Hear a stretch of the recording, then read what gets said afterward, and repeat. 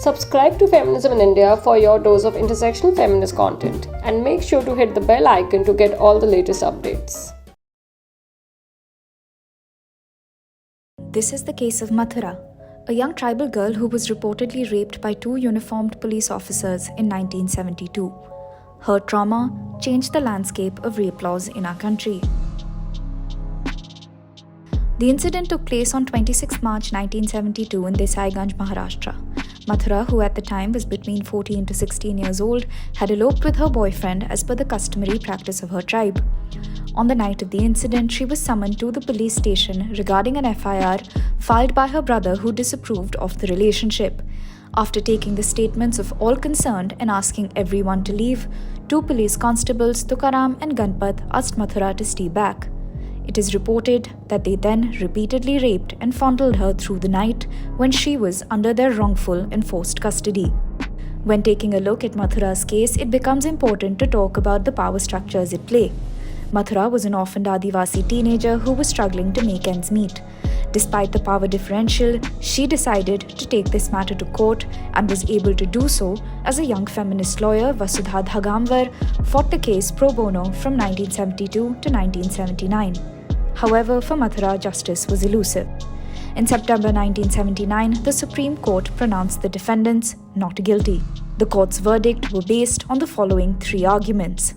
Mathura did not vocally express her non-consent during the ordeal. The lack of bruising on her body was noted. She was adjudged as habituated to sexual intercourse based on the two-finger test, an unscientific, intrusive and disgraceful method of finding out if a survivor has been raped, which, despite being banned, is still used in some cases. A few days after the verdict was announced, 4 Delhi University law professors wrote an open letter to the Supreme Court protesting the concept of consent in the verdict. Important lines from the letter read, "Is the taboo against premarital sex so strong as to provide a license to Indian police to rape young girls?" Several protests and demonstrations took place in the country following this verdict, and this case is touted to be one of the cornerstones in the development of a national feminist movement in our country.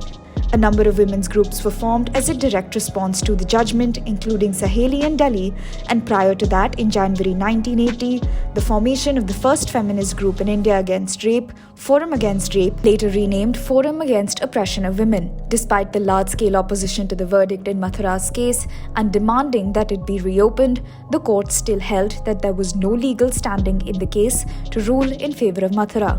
Eventually, this led Government of India to amend the rape laws in our country. In 1983, a new category was added to criminal laws dealing with rape.